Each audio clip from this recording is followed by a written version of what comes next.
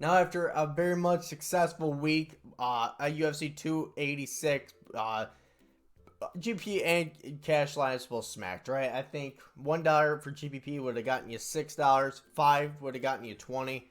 I don't know about $10 GPP or even higher than that. However, if Usman and Casey O'Neill both did their jobs, it would have been an easy 6 for 6. However, it's whatever. And cash line hit as well. There was no sweat in that, other than Julian Miller losing in the very first fight of the night. And that's, by the way, that's one thing I will always stay away from now on, is the first fight of the night, because it doesn't matter if you're a minus 400 favorite, they always manage to lose somehow.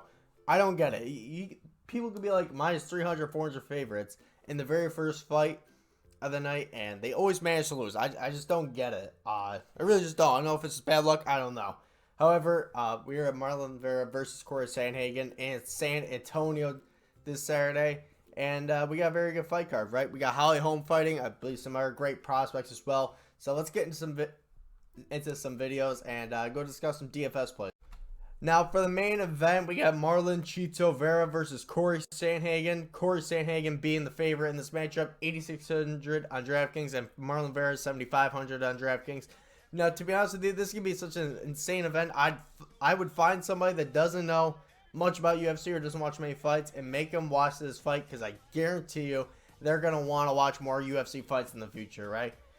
Marlon Vera and Corey Sandhagen. Now, this is going to be a high output fight. Anyone can get a finish in this fight, and I expect this to maybe all 25 minutes, right? We might get a stupid cut that might end it, but as of right now, you want to stack these two in your cash lineups on DraftKings.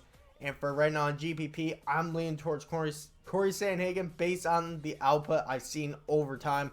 Even though he's just coming off losses against Peter Yan and TJ Dillashaw, he came out, got a nice TKO win, or KO win against Sandhagen, even though I believe it was a cut, if I'm not mistaken, the end of the fight. I could be wrong, but I'm pretty sure that's what it was. It's been such a long time since that fight. And obviously, Marlon Vera coming off that win against Dominic Cruz, and, obviously he probably remember from that Sean O'Malley fight, like a year or two ago, because that the leg kick, right, and the whole thing. However, also coming off wins against Rob Font and Frankie Edgar, right? You probably remember that one. So, however, I do think Corey Sandhagen, based on his output, him with this fight mostly staying on the feet the whole time, I think he'll outstrike him at least 15, let's say 20 strikes to Rob Font or Marlon Vera's 12 or 13, right?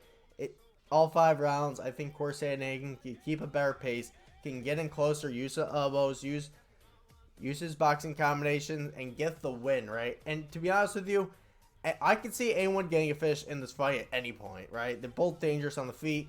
Marlon Vera's got submissions as well.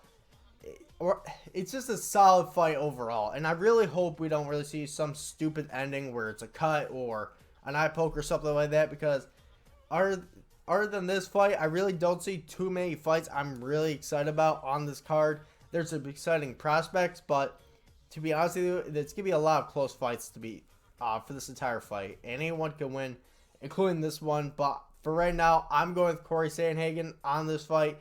Guys, make sure you leave a like and subscribe. All my picks are free on Twitter, everything like that. Links in the bio. Go check them out, and let's get into the air fight.